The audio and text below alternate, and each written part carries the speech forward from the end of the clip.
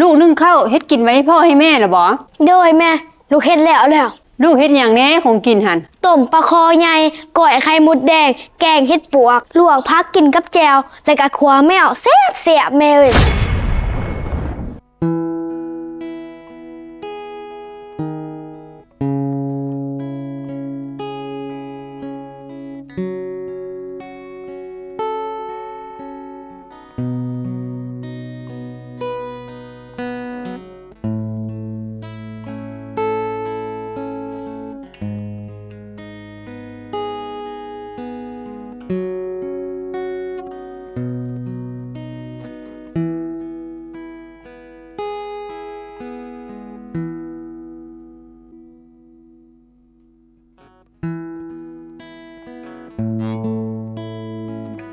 ดาดา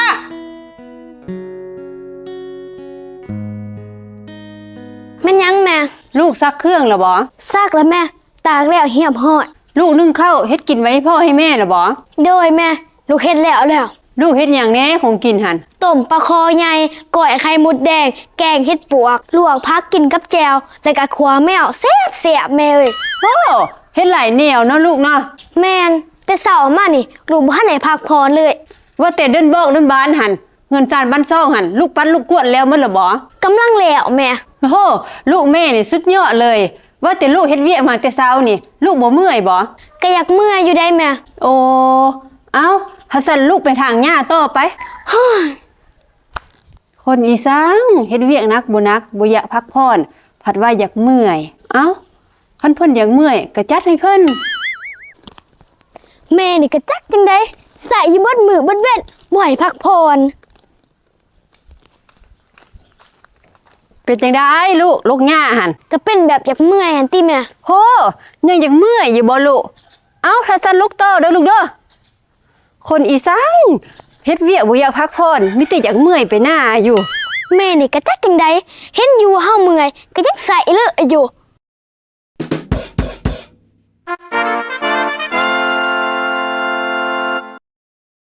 ลูกขอโทษแม่ต่อไปลูกสิบ่เฮ็ดอีกบึงตี้หลังลายโลดเจ้าหั่นเจ้านี่มันดื้อเกินขอบเขตแล้วดาด้านี่แอบบ่ดีเจ้าอย่าเฮ็ดอีกจักเทื่อเด้อ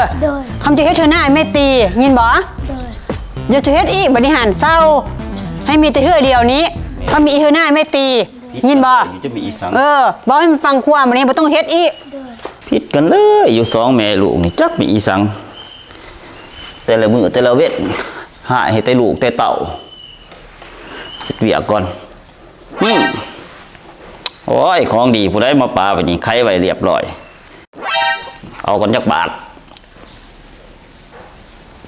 โอ้ยมีแห้งยาวโลดเอาอีกก่อนโอ้ยคักรสชาติกลมกล่อมคือว่าแซ่บกว่าเก่าเว้ยมื้อนี้เป็นจังได๋เด้จะได้เดคือมาหายลูกหายเต่าเลืออยู่อีหน้านี่มันเป็นจะได้เดเอากันอยู่ยองแยงสมากับแมวจังไดสมาหายลูกหายเต่าบ่หยุดบ่ยอนบ่เศร้าเลยบัดนี้เป็นจะได้กับลูกกับเต่าอีหน้านี่จะเฮ็ดแนวนี้มันบ่ดีคันพ่อไปลงกินข้าวแล้วสิเป็นจังได๋ลูกขอโทษแม่ต่อไปลูกสิบ่เฮ็ดอีกบึงตี้หลังลายโลดเจ้าหั่นเจ้านี่มันดื้อเกินขอบเขตแล้วแนวบ่ดีแนวบ่ถึกบ่ต้องหั่นเจ้าอย่าจะเฮ็ดเด็ดขาดมันเป็นจะได้ตัวคือมาหายลูกหายเต่าจักกระเดียจักกระดอแท้เป็นจะได้สิบ่ให้หายจังได๋แนวลูกเจ้าหั่นดื้อบ่เข้าห้องมันเป็นจะได้ลูกเฮ็ดอีสังก็ลูกเจ้าหั่นติความจังไห้หั่นน่ะไปเหี่ยวใส่แก้วเบียร์แล้วก็ไปตั้งไว้หน้าคอมเจ้าหั่นเฮ็ดแนวบ่เฮ็ดมันบ่คิดบ่มันพ่อมาจนพ่อลงจับไปกินหั่นน่ะแม่นบ่ดาดาแม่นพ่ออย่าสิลงไปกินได้เหี่ยวลูกเด้อยู่ขวดเบียร์แม่นได้เฮ้ยเจ้าอย่าสิลงไปกินได้เหี่ยวลูกได้หั่นในขวดเบียร์หั่นบ่ทันแล้วฟาดไปแล้ว 2-3 กึกก็บอกซ่าโพดพวกเจ้าหั่นโอ้ยดาดานี่ก็จังให้เนี่ยบ่จังให้พ่อกินเหี่ยวลูกอย่าเว้าแนวลูกหั่นจังให้อย่าสิมาปากแข็งอยู่นี่ข่อยบ่ได้มากเด้อคนบ่ซื่อสัตย์ต่อครอบต่อครัวนี่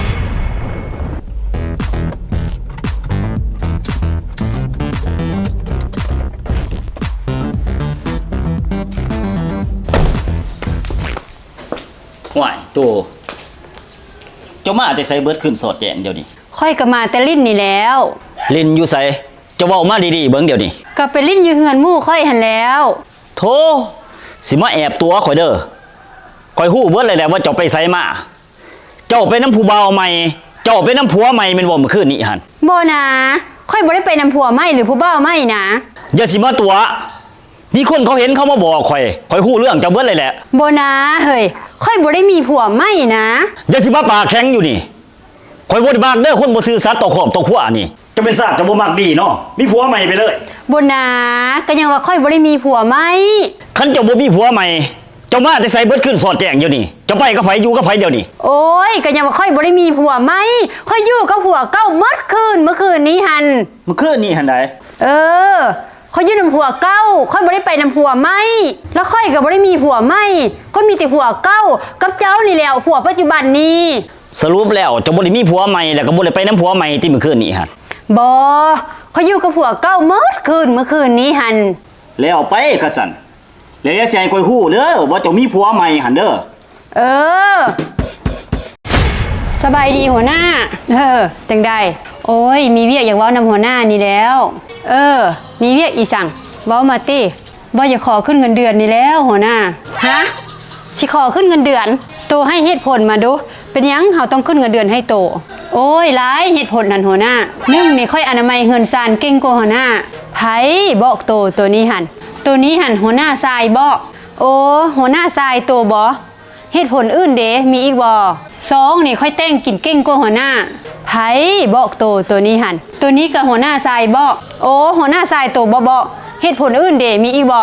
ตัวนี้หันสำคัญสุดเขาลิ้นมากระเลิงงับเก่งกว่าหัวหน้าหันจืดชืดบ่ได้อารมณ์บ่ได้ใจเขาตัวนี้หัวหน้าทรายบ่บอกโตบึ้งบ่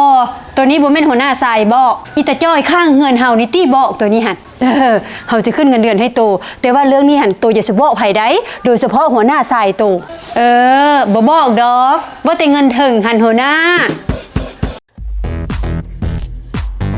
โอ้ยโอ้ยว้ายไปจังได๋ โอ้ย ไปกวดทานหมอเพิ่นว่าจังได๋ กระดูกทับเส้น โอ้ยหลดว่าเป็นอีสังกะลากระดูกทับเส้น บ่ละกะล่ะค่อยไปกวดหลายคลินิกไปปัวหลายคลินิกแล้วมันบ่เศร้า บ่เศร้าที่ของเขาปัวบ่เป็นเขาปัวบ่ถูกจุด อย่าสิเว้านะจ้อยเจ้าเว้าคือเจ้าปัวเป็นนี่ เป็นหยังก็สิปัวบ่เป็นอันกะลากระดูกทับเส้นหั่นถ้าเขาอยู่นี่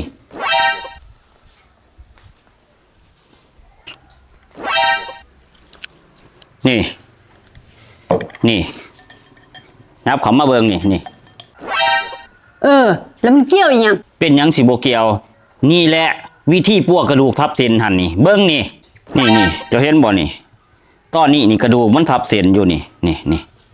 คันเจ้าอยากเศร้าจากอาการกระดูกทับเส้นมันบ่ได้ยากเลยเจ้าก็มีแต่เอาเส้นนี่ขึ้นมาทับกระดูกแท้นี่เห็นบ่นี่เอากระดูกลงลุมเอาเส้นขึ้นเทิงสำนี้ก็เศร้าแล้วกระดูกทับเส้นหั่น แม่นได้เนาะ ก็แม่นหั่นแล้ว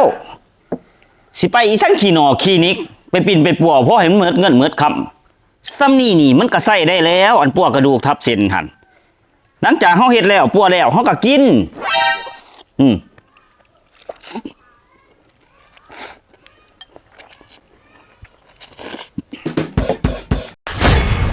สบายดีเสียจ้อย จะได้เนาะ เฮือนเจ้านี่ก็ธรรมดาเนาะเขาว่าเจ้ารวยสรุปแล้วเจ้ารวยอยู่บ่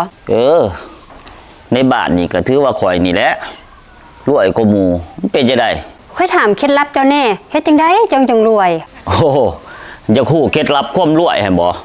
มันก็บ่ได้ยากเด้อยากรวยนี่บ่ได้ยากจักดีเด้ เฮ็ดจังได๋ล่ะบอกค่อยนี่ติค่อยก็อยากรวยคือกัน มันสิยากอีสังอยากรวยก็ต้องมีเงินหลายๆ แล้วเฮ็ดจังได๋ล่ะมันจังสิมีเงินหลาย ห่วยอยากมีเงินหลายๆก็ต้องเป็นคนรวย ๆแล้วเฮ็ดจังได๋ล่ะมันจังสิเป็นคนรวย เอาก็บอกไปเลยเด้เมื่อกี้หั่นคันอยากเป็นคนรวยก็ต้องมีเงินหลายๆคันอยากมีเงินหลายๆก็ต้องเป็นคนรวยสองอย่างนี่มันตัดแยกออกจากกันบ่ได้ อยากรวยต้องมีเงินหลาย อยากมีเงินหลายก็ต้องรวย โอ้ยก็เลยเว้าเกี้ยวไปโง่มาอยู่ ก็เลยบ่ได้อีสังเท่านี้แล้ว ซ้ำนี่ก็ยังว่าบ่เข้าใจ อยากรวยก็ต้องมีเงินหลายๆอยากมีเงินหลายๆก็ต้องรวยแต่ว่าคนเท่านี้เข้าใจยากเข้าใจซ่า